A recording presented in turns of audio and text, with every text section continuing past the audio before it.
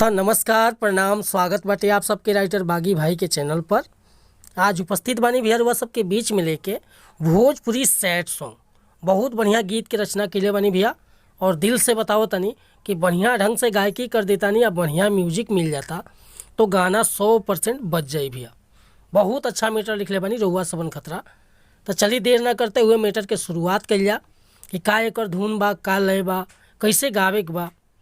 लेकिन स्टार्ट कर से पहले भी एगो बात बतावल चाहब कि रुआ अगर नया सिंगर बानी आ सिंगिंग में इंटरेस्ट बा, अच्छा मीटर के तलाश में बानी, अच्छा मीटर नहीं मिलत, अच्छा गीत नहीं मिलत, सही तुकबंदी नहीं मिलत, अगर हमरा चैनल पर आ गए बानी भैया तो निश्चिंत हो जाए, निराश भइला के जरूरत नहीं है।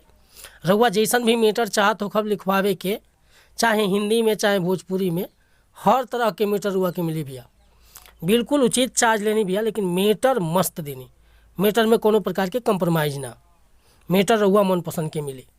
चाहे रुआ सैड सॉन्ग लिखवाई, आर्केस्ट्रा सॉन्ग लिखवाई, चाहे लोकगीत लिखवाई, चाहे रंगदारी लिखवाई, कोनो प्रकार के सीजनली गीत लिखवावे खतरा बेहिचक संपर्क कर सकीले भैया।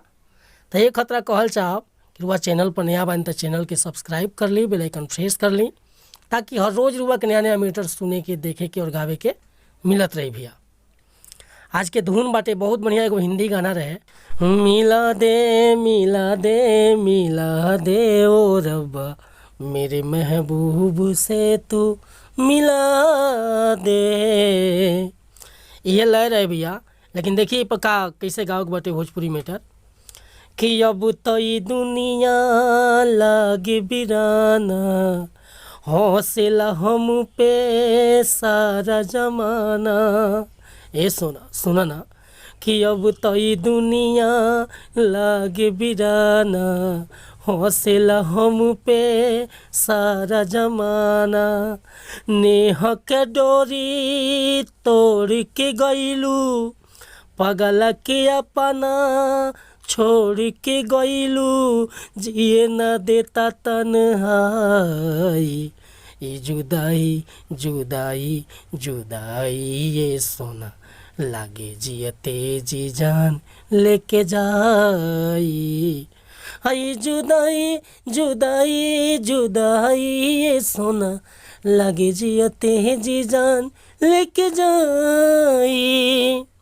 तो भैया अगर हमरा गाँव में कोनो मिस्टेक भइल होके तो क्षमा चाहता नहीं, पर ये मीटर के रउआ सजा के बढ़िया से गायकी कर सकता नहीं।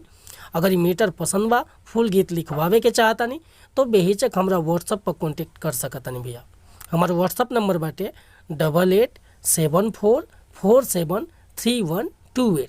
तो कोनो प्रकार के मीटर लिखवावे के बा, चाहे हिंदी धुन पर आ चाहे नया गाना, कोनो प्रकार के मीटर, चाहे नया म्यूजिक बनवावे के बा तो बेहिचक संपर्क कर सकीले भैया। आ वीडियो पसंद आयल हो तो एगो लाइक करब, कमेंट करब, आ चैनल पर नया होखेम तो चैनल के सब्सक्राइब कर ना भूलब। मिलत ने अगला वीडियो में कुछ नया गीत के साथ, तब तक के लिए अनुमति चाहता नहीं। नमस्कार प्रणाम धन्यवाद भैया। जय हिंद, जय भारत, जय भोजपुरी समाज, वंदे मातरम।